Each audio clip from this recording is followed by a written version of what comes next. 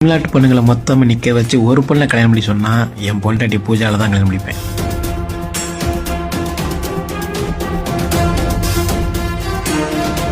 விழுப்புரம் மாவட்டம் அரகண்டநல்லூர் காவல் நிலைய எல்லைக்கு உட்பட்டது பில்ராம்பட்டு கிராமம்.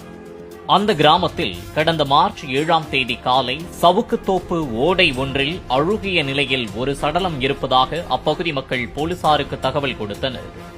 அங்கு வந்த போலீசார் உடலை மீட்டு முண்டியம்பாக்கத்தில் உள்ள விழுப்புரம் மாவட்ட அரசு மருத்துவக் கல்லூரி மருத்துவமனைக்கு உடற்கூறு ஆய்விற்காக அனுப்பி வைத்தனர். சந்தேக மரணம் என முதலில் வழக்குப்பதிவு செய்த போலீசார் உடற்கூறு ஆய்வின் போது சடலத்தில் பல்வேறு இடங்களில் வெட்டுக்காயங்கள் இருந்தது தெரிய வந்ததால் கொலை வழக்காக மாற்றி பதிவு செய்து விசாரணையை மேற்கொண்டனர். மேலும் இக்கொடூர சம்பவம் குறித்து விழுப்புரம் மாவட்ட காவல் கண்காணிப்பாளர் சாய் பிரணீத் உத்தரவின் பேரில் இன்ஸ்பெக்டர் 3 SIக்கள் உட்பட 12 பேர் கொண்ட 4 தனிப்படைகள் அமைக்கப்பட்டன. இதனைத் தொடர்ந்து உயிரிழந்தவர் யார், கொலைக்கான காரணம் என்ன, குற்றவாளிகள் யார் என்பது குறித்து விசாரணையை தீவிரப்படுத்தினர்.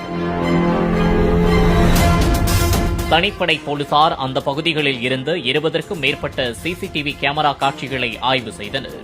அப்போது கடந்த மார்ச் 3ஆம் தேதி இரவு ஆட்டோ ஒன்றிலிருந்து நபர் ஒருவர் தொப்பி அணிந்து கொண்டு செல்வது தெரியவந்தது.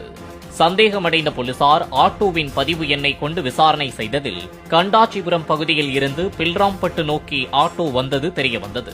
ஆட்டோ உரிமையாளரை பிடித்து விசாரணை செய்தபோது நபர் ஒருவர் பில்ராம்பட்டு செல்ல வேண்டும் என கேட்டதாகவும் அதற்காக அங்கு வந்து சென்றதாகவும் கூறியுள்ளார். மேலும் பயணத்திற்கான கட்டண தொகையை ஜிபே மூலமாக செலுத்தியதாகவும் போலீசாரின் விசாரணையில் தெரியவந்துள்ளது.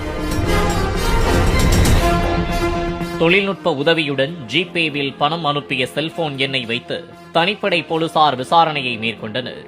அந்த எண்ணானது திருநெல்வேலி மாவட்டம் நம்பிக்குறிச்சி பகுதியைச் சேர்ந்த ஜெயக்குமார் என்பவருடையது என்பது தெரியவந்தது.